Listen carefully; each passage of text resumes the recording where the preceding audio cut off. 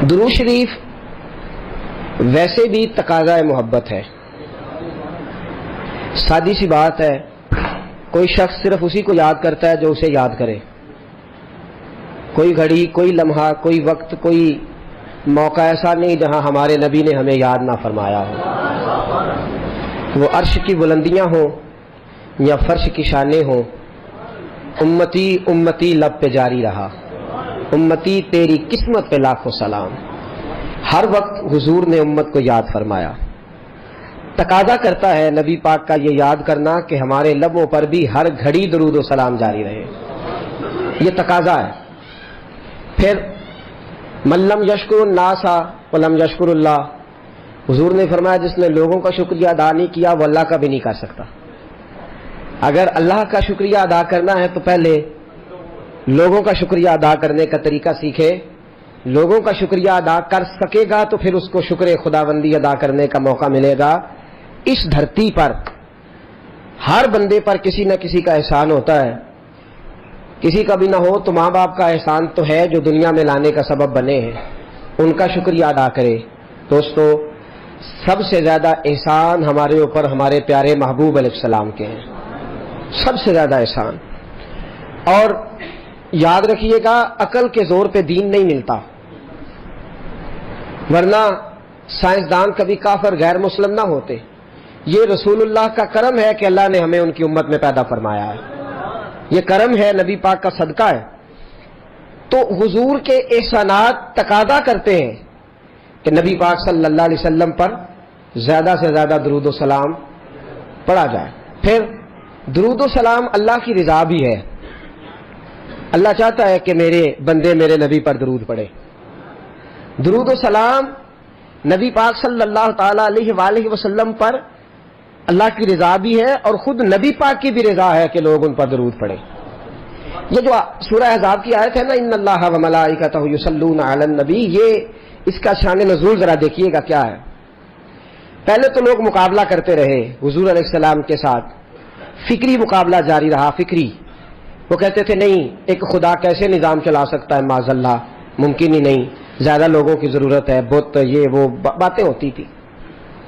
پھر جب فکری اور علمی جگہ پہ ناکام ہو گئے تو پھر انہوں نے تلوار کی جنگ لڑنی شروع کر دی. بدر میں تلواریں لے کے آ گئے، احد میں تلواریں لے کے آ گئے. جب وہاں بھی ناکام ہوئے تو شخصی اعتراض. جب کوئی بندہ کسی شخص کی قوت کا، طاقت کا، علم کا جواب نہیں نہ دے سکتا، پھر وہ شخصی اعتراض کرتا ہے تو انجدہ ہے تو بندہ ہی نہیں ٹھیک. اب یہ کیا ہے؟ شخصی اعتراض وہ لوگ کرتے ہیں جو بڑے نچلے طبقے کے لوگ ہوتے ہیں، چھوٹے ذہن کے لوگ. کسی کی ذات پر اعتراض کرنا، اس کی شخصیت کو مورد الزام ٹھہرانا، جو چھوٹے لوگوں کی بات ہے. چھوٹے لوگوں، جب کسی شخص کو آپ چھوٹی بات کرتے دیکھیں نا تو سمجھے خود ہی بڑا چھوٹا ہے. جو بڑی بات کرنے والا ہوتا ہے وہ بندہ بڑا ہوتا ہے.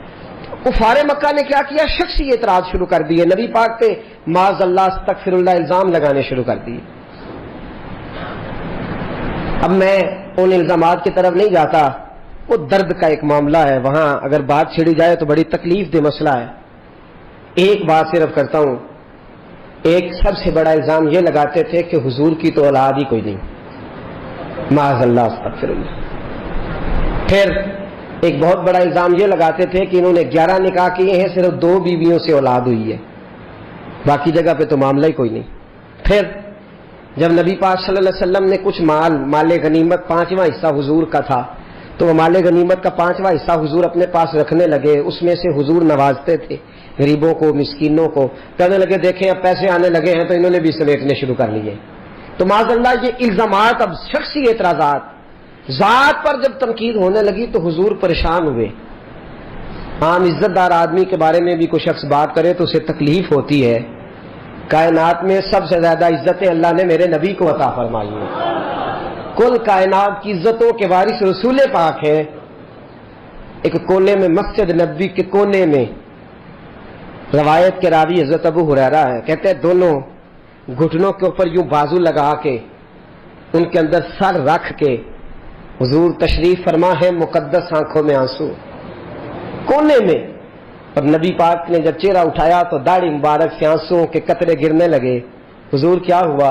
کہ ابو ہریرہ دیکھ تو صحیح، کل یہ مجھے صادق اور امین کہتے تھے، کل یہ میرے نام کی مالا جپتے تھے، آج یہ مجھ پہ الزام لگانے لگے ہیں، ابھی جملے پورے ادا نہیں ہوئے، حضرت جبریل آئے، کہنے لگے سونیا رب فرماتا ہے یہ بکواس کرتے ہیں انہیں کرنے دے، ان اللہ وملائکتہ یصلون علی النبی، ان کو کرنے دے جو کرتے ہیں، تیرا رب بھی تیرے اوپر درود بھیجتا ہے، اور اس نے سب فرشتوں کی ڈیوٹی لگائی ہے کہ میرے نبی پہ درود ہی بھیجتے رہو، کرنے دے جو بکواس کرتا ہے اسے، تیرا رب جو ہے تیرے اوپر درود بھیجنے کو، تیرا رب درود بھیج یار۔ اچھا ایک ہوتی ہے اللہ کا حکم، ایک ہوتا ہے اللہ کی سنت، حکم اللہ کے بدل جاتے ہیں، سنتیں نہیں بدلتی۔ پہلے کہا جہاد نہیں کرنا، لڑائی نہیں کرنی کسی سے، لکم دینکم ولی دین، تمہارا اپنا دین ہمارا اپنا دین۔ پھر جب طاقت آ گئی تو کہا حرض المؤمنین علی القتال، اے محبوب ان سے کہو کہ لڑے کافروں سے۔ اب حکم بدلتے رہے احکامات، 50 نمازیں دے کے رب نے 5 کر دی، حکم تو بدلے پر اللہ کے طریقے کبھی بدلے۔ درود پڑھنا خدا کا حکم بھی ہے اور اللہ کا طریقہ بھی ہے، حکم بدل جاتا ہے پر طریقہ بدلتا۔ وَلَن تَجِدَ لِسُنَّتِ اللَّهِ تَبْدِيلًا، اللہ فرماتے ہیں میں اپنے طریقے بدلا نہیں کرتا، میں جب سے ہوں درود پڑھ رہا ہوں، اور تم سوچ نہیں سکتے کہ رب کب سے۔ ایک جملہ اکثر لوگ کہتے ہیں تو لوگ پریشان ہو جاتے ہیں، یہ کیا کہہ دیا، ذکر خدا ختم ہو جائے گا پر ذکر مصطفیٰ ختم، اس لیے کہ ذکر خدا مخلوق کرتی ہے، کل من علیہ فان ویبقی وجہ ربک ذو الجلال والاکرام، مخلوق فنا ہوئی تو ذکر ختم، لیکن میرے مصطفیٰ کا اس لیے ختم نہیں ہو سکتا کہ اللہ ذکر کر رہا ہے، اللہ محبوب پہ درود بھیج رہا ہے، اور کب سے بھیج رہا ہے کسی کو پتا، کب تک بھیجے گا؟ وہ کہتا ہے وَلَن تَجِدَ لِسُنَّتِ اللَّهِ تَبْدِيلًا، میرے طریقے بدلتے بھیجتا ہی رہوں گا، بھیجتا ہی رہوں گا۔ وَمَلَائِکَتُ، اور فرشتے بھی بھیجتے کس پہ ہیں؟ علن الرسول نہیں، علن محمد نہیں، علن نبی، کیوں بلا صلی اللہ، یہ نبی کیوں کہا؟ رسول بھی تو فرما سکتا ہے نا، توجہ ہے آپ کی؟ میں قرآن کی صرف تفسیر عرض کر رہا ہوں، ابھی رسول بھی کہہ سکتا تھا لیکن رسول نے کہا۔ لفظ محمد کا معنی یہ ہے جس کی ہر وقت تعریف کی جائے، لیکن یہاں لفظ محمد بھی استعمال ہے، نبی کہا، کیوں کہا سنیے، اس لیے کہ رسالت کا اعلان تو کیا 40 سال کے بعد، لیکن نبوت کے بارے میں حضرت جابر بن عبداللہ نے پوچھا حضور آپ کب نبی تھے؟ فرمایا کنت نبیم آدم بین الماء والطین، ترمذی کی حدیث ہے، فرمایا آدم کی ابھی مٹی گوندی نہیں گئی تھی، میں اس وقت بھی نبی تھا، میں اس وقت بھی کن فیکون تے کل دی گل ہے، اے کن فیکون تے کل دی گل ہے، اساں پہلا پریت رلائی، کن فیکون تے کل دی گل۔ آپ غور کریں نا، کبھی صوفیاء کیا کہہ جاتے ہیں، کہتے ہیں مکھ چند بدر شاہ تے متھے چمک دی لاٹ، مکھ چند بدر شاہ، متھے چمک دی لاٹ نورانی ہے، کالی زلف تے اکھ مخمور اکھی ہیں، کتھے میرے علی کتھے تیری ثنا، کتھے میرے علی، بھائی جس پر اللہ درود پڑھے، فرشتے پڑھے، کب سے پڑھے؟ کنت نبیم آدم بین الماء والطین، فرمایا آدم بعد میں بنے ہیں، سجدے بعد میں ہوئے ہیں، ابلیس نے انکار بعد میں کیا ہے، جبریل امین کو سرداری بعد میں ملی ہے، تو یہ فرشتے پہلے کیا کرتے تھے؟ ہاتھ باندھ کے میرے محمد پر درود پڑا کرتے تھے۔ کنت نبیم آدم بین الماء والطین، فرمایا اس لیے نبی کہا ہے کہ رسالت 40 سال بعد اعلان ہوا ہے، اور میرے نبی نے نبوت کا اعلان کیا ہے آدم کے آنے سے بھی پہلے۔ تو وَمَلَائِکَتُ یُصَلُّونَ عَلَى یا ایھا الذین آمنوا، اچھا جی آپ نے درود پڑھا، آپ نے کہا اللہم صلی علی محمد، یہ درود پڑھا آپ نے، اللہ کہتا ہے یا ایھا الذین آمنوا، اے ایمان والو درود پڑھو، ایمان وال کہتے ہیں اللہم صلی علی محمد، یا اللہ تو ہی پڑھ، یہ کیا جھگڑا شروع کر دیا معاذ اللہ، اللہ کہتا ہے تم پڑھو، ہم کیا کہتے ہیں اللہم صلی علی، اے اللہ حضور پر درود بھیج، اللہ کہتا ہے یا ایھا الذین آمنوا، میری آپ سمجھے نہیں بات، دیکھیں نا اللہ کہتا ہے پڑھو درود، تو ہم کیا کہتے ہیں اللہ تو بھیج. اللہ کہتے تم بھیجو. ہم کیا کہتے ہیں؟ پتہ کیوں یہ درود صحابہ نے کیوں پڑھا؟ اللہم کیوں پڑھا؟ اس لیے کہ ابو بکر صدیق تھے نا, صحابہ میں عمر فاروق تھے نا, صحابہ میں علی المرتضیٰ تھے نا, عثمان غنی تھے. محبت کے طور طریقے آتے تھے. جب کہا نا اللہ نے یا ایھا الذین آمنوا صلوا علیہ وسلموا تسلیما, تو ہاتھ باندھ کے کہنے لگے مولا ہم سے کوئی پڑھا جاتا ہے؟ کتنے مہر علی, کتنے تیری ثنا, ہم کوئی پڑھ سکتے ہیں تیرے نبی پہ درود؟ ہم اس قابل ہی نہیں. اللہم صلی علی, تو ہی پڑھتا رہے. اللہم کتنے مہر علی تے کتنے یا اللہ ہم سے کوئی پڑھا جائے گا؟ تو ہی مہربانی کر, اسی تیرا ہی ترلا مارنے ہیں. اللہم صلی علی محمد, اے اللہ محمد پہ درود بھیج, اے اللہ محمد پہ. ان اللہ و ملائی, ہمیں کہتا ہے نماز پڑھو, خود پڑھتا ہے. روزہ رکھو, روزہ رکھنے سے پاک ہے. ہمیں کہتا ہے زکاتیں دو, صدقات دو, خیرات دو, سارا کچھ کرو, خود کام کرتا ہے یہ. لیکن کہتا ہے تم بھی درود پڑھو اس لیے کہ میں بھی پڑھتا ہوں. آؤ سارے مل کے درود پڑھیں. یار فانوس بن کے جس کی حفاظت ہوا کرے, وہ شمع کیا بجھے جسے روشن خدا کرے. نور خدا ہے کفر کی حرکت خندقن, پھونکوں سے یہ چراغ بجھایا نہ جائے گا. اللہ فرماتے ہیں میں و ملائکہ. فرشتے کتنے ہیں جی؟ اللہ کی سب سے بڑی مخلوق کون سی ہے جی؟ سب سے بڑی مخلوق ایک بندے نہ کنے نے تو دو گنا پہ انجی بات گیا نا. کرامن کاتبین یعلمون ما تفعلون ان الابرار لفی نعیم وان الفجار لفی جحیم. ایک بندے کے ساتھ کتنے؟ دو گنا تو ویسے ہی فی بندہ ہی زیادہ ہو گئے نا. زمین کی سب سے بڑی, انسانوں سے 10 گنا زیادہ جن ہے زمین پہ, جنوں سے 10 گنا زیادہ خشکی کی مخلوق ہے, پھر خشکی کی مخلوق سے 10 گنا زیادہ سمندر کی مخلوق ہے, اور سمندر کی مخلوق سے 10 گنا زیادہ فرشتے ہیں. کتنے ہو گئے؟ ایسے نہ کسی صاف کرنا لا پیا دے, گھر جا کے کرے وہ کیلکولیٹر ہی نہیں بنا جڑا یہاں کا صاف لائے. تو اللہ فرماتے ہیں تم چاہے پڑھو چاہے نہ پڑھو, میرا رسول کوئی تمہارے درود کا محتاج تو نہیں. میں نے سب سے بڑی مخلوق فرشتے بنا کے ان کو کام ہی ایک دیا ہے, مصطفیٰ پہ درود پڑھو, میرے نبی پہ سلام پڑھو. ڈیوٹی یہ لگا دی ہے وملائکتہ یصلون. سارے یہ دو ہیں نا ہمارے ساتھ, کرامن عمل لکھتے رہتے ہیں, درود پڑھتے رہتے ہیں.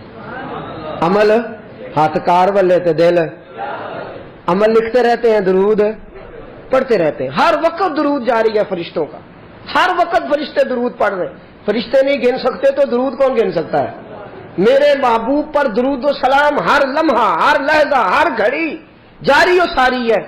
امام سخاوی کی القول البدی, سیدہ طیبہ طاہرہ ام المومنین سیدنا عائشہ صدیقہ رضی اللہ تعالیٰ عنہ فرماتی ہیں 70,000 فرشتے آتے ہیں نبی پاک کے روضے پہ. کتنے؟ فجر کے وقت. پوری حدیث سناؤں گا میں آپ کو اگر آپ توجہ سے سنیں تو. 70,000 فرشتے سویرے آتے ہیں حضور کے روضے پہ, عصر تک رہتے ہیں, چلے جاتے ہیں. پھر 70,000 نئے آ جاتے ہیں, وہ عصر سے فجر تک رہتے ہیں. اور اماں جی کرتے کیا ہیں؟ تو سیدہ عائشہ صدیقہ فرماتی ہیں اپنے پروں سے مصطفیٰ کے روضے پہ جھاڑو دیتے ہیں, اپنے پروں سے حضور کے روضے پہ. نہیں تو نہیں سمجھائی گل دی, میں تم سمجھاؤں گا انشاءاللہ. خوشی کا موقع ہے نا, درود شریف کا موضوع بڑا خوشی والا ہے نا. جھاڑو دیتے ہیں کتنے؟ 70 24 گھنٹے کتنے؟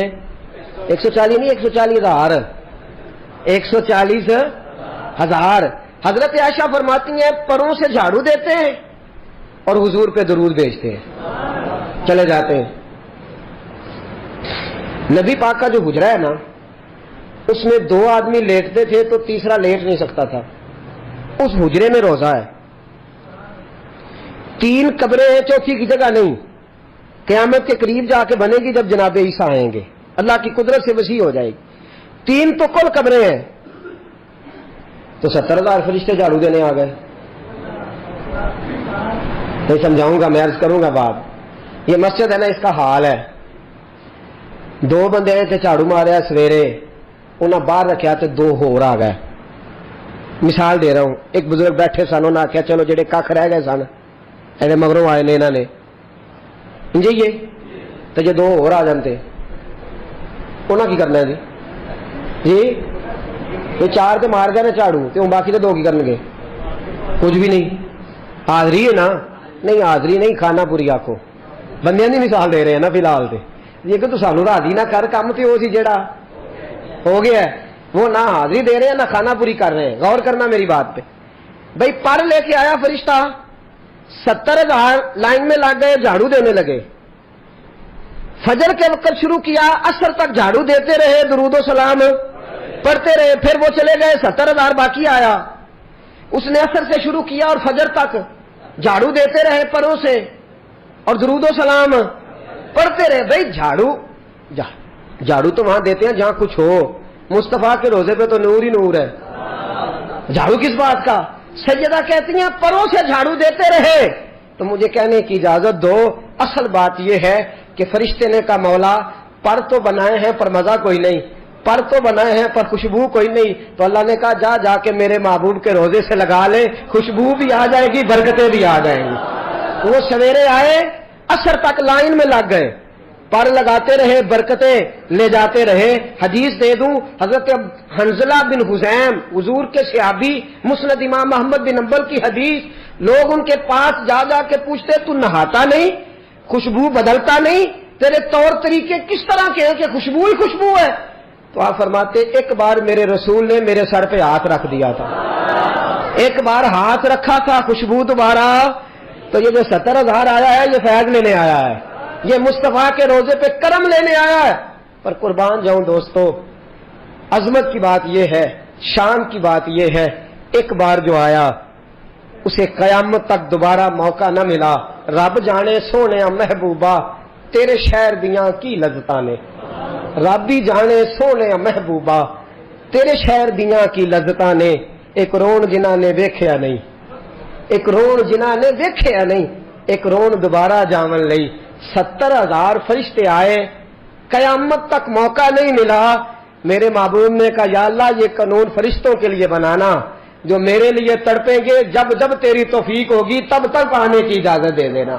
روز جاتے ہیں جن کو بلاتا ہے. رب جانے سونے محبوبا تیرے شہر دیاں کی لذتاں نے, رب جانے سونے محبوبا تیرے شہر دیاں کی دیکھو نا, تیری خیر ہوئے پہرے دارا میں نے روزے دی جالی چوم لین. 70,000 تو وہ کیا خوب شیر کالا حضرت نے, وہ کہتے ہیں حرم کی زمین اور قدم رکھ کے چلنا, ارے سر کا موقع ہے ہو جان. اور علی نازش کہتے ہیں, وہ کہتے ہیں ظاہر کوئے جنا آہستہ چل, او حضور کے روزے پہ آنے والے ذرا آہستہ آہستہ چل. ظاہر کوئے جنا تو دیکھ آیا ہے کہاں, آہستہ چل. حاضری میں ہے ملک 70,000, مطلب 70,000 تو فرشتے پھر رہے ہیں, حاضری میں ہے ملک 70,000. قدسیوں کے درمیان آہستہ چل, ان قدسیوں کے درمیان آہستہ چل. نبی کریم پر درود و سلام کی ڈیوٹی لگ گئی فرشتوں کی, فرشتے پڑھ رہے ہیں, فرشتہ تھکتا بھی نہیں. اور ہماری غذا تو روٹی پانی ہے نا, فرشتے کی غذا بھی اللہ رسول کا ذکر ہی ہے. پڑھ رہے ہیں فرشتے, رب فرماتا ہے تمہارا فائدہ ہو جائے گا. یا ایھا الذین آمنوا صلو علیہ وسلموا تسلیما. وسلموا لام کے اوپر تشدید کیا معنی دیتی ہے؟ درود پڑھو اور جم کے سلام پڑھو. کعب بن حجر, جامع نسائی کی روایت, کعب بن حجر حضور کے صحابی بارگاہ رسالت امام صلی اللہ علیہ وسلم میں آئے. کہا سونیا سلام کا تو پتہ چل گیا کیسے پڑھنا ہے. حضور نے فرمایا تجھے کیسے پتہ چل گیا؟ کہ حضور نماز میں جو آ گیا ہے السلام علیکہ بولے نا. ایو کا کیا معنی ہوتا ہے؟ ایو کا معنی اور یا کا کیا معنی ہوتا ہے؟ تو اختلاف کیڑی گل ہے؟ ایو کا معنی جیڑی شاید نماز کے اندر جائز ہے باہر کیوں جائز ہو گئی؟ نہیں سمجھ آئی بات کی. السلام علیکہ جی, ایک میں اپنی بھی اصلاح کر لاں. حاضر و ناظر کا معنی یہ نہیں کہ حضور ہر جگہ موجود ہے, یہ معنی نہیں.